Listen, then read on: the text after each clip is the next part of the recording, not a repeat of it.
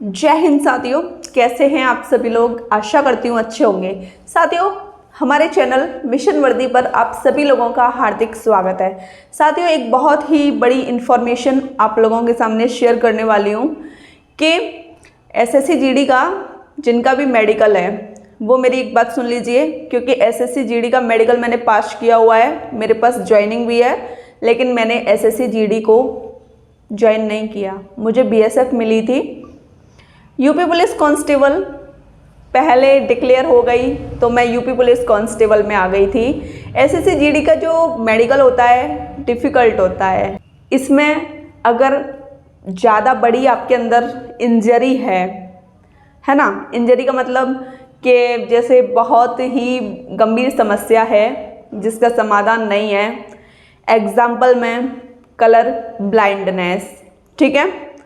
Colour blindness ऐसी बीमारी है कि आपको फोर्सेस से बाहर निकाल दिया जाता है, चाहे आर्मी हो, चाहे आपका एसएससी जीडी में बीएसएफ या एसएसएफ या अदरवाइज आपको कोई भी पोस्ट मिली हो, एसएससी जीडी हम मानते हैं, ठीक है। तो देख लीजिए साथियों, मैं आपको फिर से बता देती हूँ कि ऐसे लोग आपको बहुत मिलेंगे। मेडिकल जाने के वक्त आप तो अंदर चले जाओगे, लेकिन जो आपकी फैमिली होती है ना बाहर, जिनके साथ आप मेडिकल के लिए जाते हो, तो वो लोग आपकी फैमिली से बातें करेंगे, बहुत मीठी मीठी बातें कि आपकी बच्ची या बच्चे का सिलेक्शन हम लोग करा देंगे। ऐसी ऐसी बातें करते हैं वो, ठीक है। क्योंकि मेरी मम्मी के साथ ऐसा हो चुका है ना, इस वजह से मैं किसी और का एक्सपीरियंस तो शेयर नहीं करूँगी, मैं अपना खुद का एक्सपीरियंस शेयर करूँगी, ठीक है। कि आपकी बेटी का हम मेडिकल करा देंगे, आप हमको कितने पैसे दे दीजिए, आप हमको दे दीजिए। मेरी मम्मी से बातें हुई थी, मुझसे नहीं, क्योंकि मैं सेंटर के अंदर थी और वो जो था ना फौजी बन के जो बातें कर रहा था वो फर्जी था वो, ठीक है। तो देखो, मेरी मम्मी से बातें हुई थी कि आपकी बेटी का हम कराएंगे मेडिकल। अब होता है ना कि गार्जियंस होते हैं, मम्मी या पापा, वो लोगों की बातों को सुनते हैं, उन्हें भी लगता है कि हाँ हमारी बेटी का मेडिकल हो जाएगा।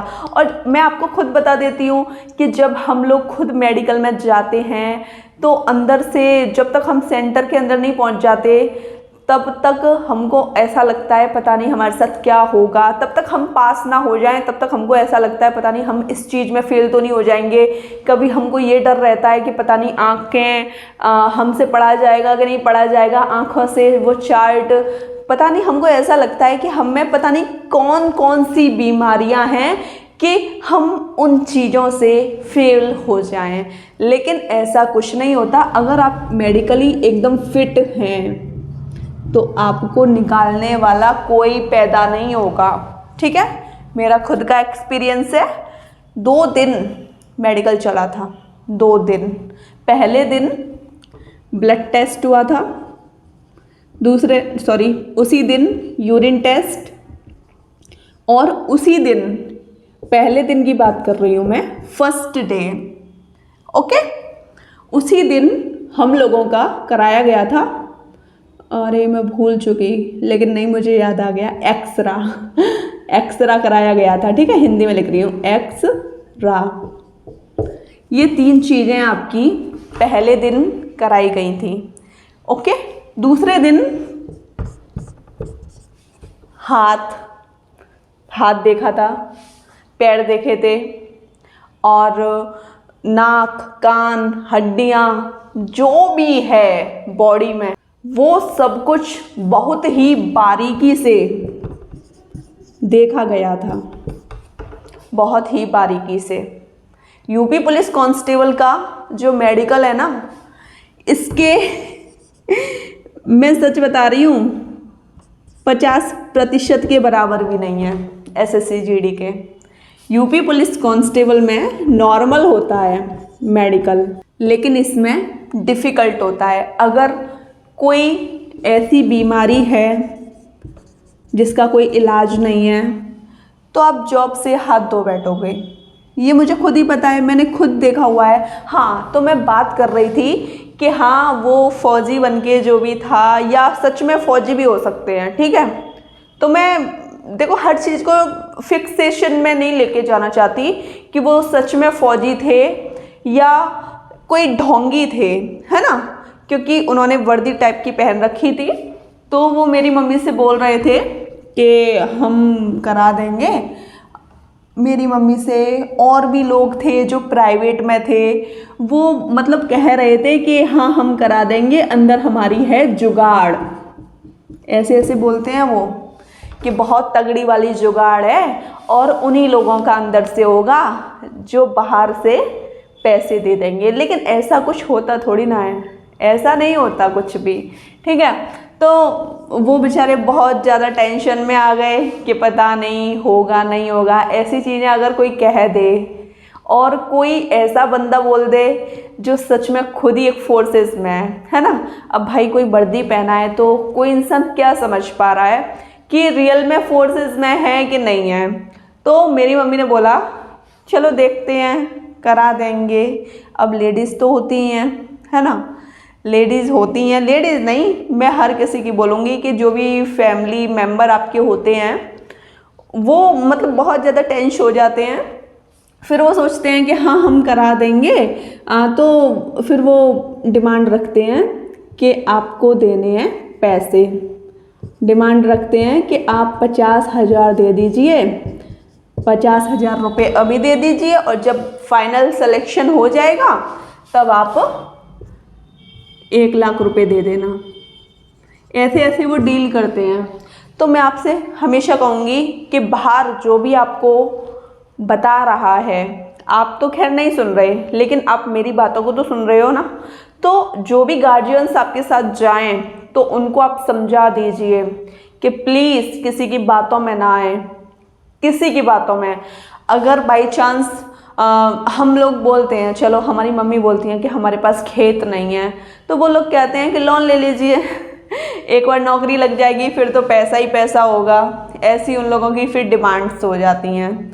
तो देखिए हमें किसी भी लोभ लालच में नहीं आना, हमारे गार्जियंस को किसी भी लोभ लालच में नहीं आना।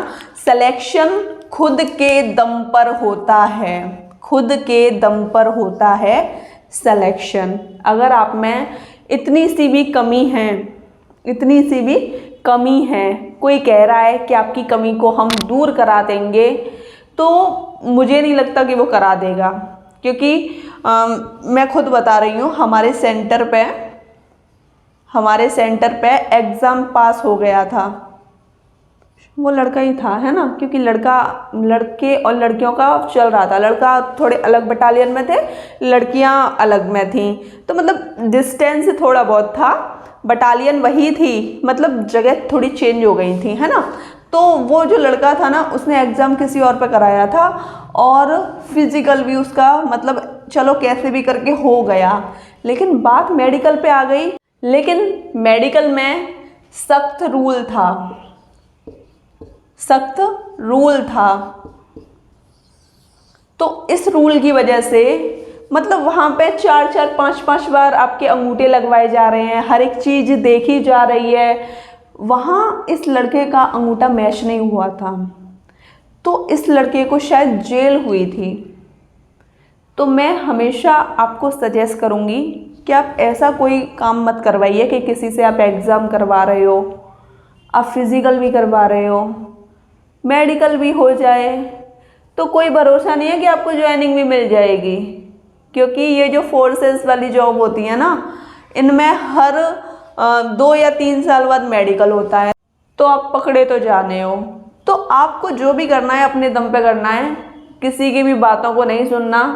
कोई भी अगर आपके अंदर बीमारी है, कोई ज़्यादा भयंकर जिसका कोई इलाज नहीं है, तो कोशिश करिए कि हाँ मतलब हमेशा पॉजिटिव रहिए, होगा तो हो जाएगा, नहीं तो कोई बात नहीं, नहीं तो जय राम जी की। एग्ज़ाम सेंटर पे कभी भी जाइए, माइंड फ्रेश करके जाइए। अपने गार्जियंसों से बोल दीजिए, जो भी मम्मी पापा भाई बहन कोई भी आपके साथ हैं, कि प्लीज़ बाहर से कोई भी आपको कुछ बोले करना नहीं है। आजकल तो फ़ोन पे का ज़माना हो गया है ना, ऑनलाइन ज़माना हो गया आजकल। आजकल तो पैसे किससे ट्रांसफ़र हो जाते हैं? फ़ोन से ट्रांसफ़र हो जाते हैं, तो पता भी नहीं लगेगा कि कब वो आपके मम्मी पापा उनकी बातों में आ गए और कब आपने हाथ धो दिया पैसों से। मतलब सिलेक्शन अगर आपका होना है ना तो वो होके रहेगा। और आपको एक और बात बता दूं, अगर आपने उन लोगों को पैसे भी दे दिए, आपका सिलेक्शन आपके दम पे हुआ, तो फिर वो लोग पता है क्या बोलेंगे? हमने आपका सिलेक्शन करवाया है, अब 1 लाख रुपए की जो बात हुई थी ना, हमको वो भी चाहिए, नहीं तो हम ज्वाइनिंग नहीं होने देंगे। बल्कि ये पता है कि ज्वाइनिंग उनके हाथ में नहीं है, लेकिन आप डर जाओगे कि हाँ ये बंदा मेरी ज्वाइनिंग नहीं होने देगा, चलो दे देते हैं पैसे।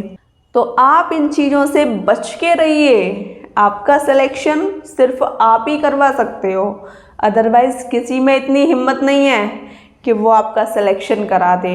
ठीक है, मुझे आज की वीडियो में यही इन्फॉर्मेशन देनी थी आपको कि बस अपने दम पे ही सिलेक्शन होता है। कोई अगर कह रहा है कि हम करा देंगे, तो आप सिर्फ पैसा फूकने वाली बात करोगे, अदरवाइज़ आपको कुछ भी लाभ नहीं होगा। ठीक है, आज की वीडियो में इतना ही। वीडियो पसंद आई हो तो चैनल को सब्सक्राइब कर देना, लाइक कर देना, शेयर कर देना। जय हिंद साथियों।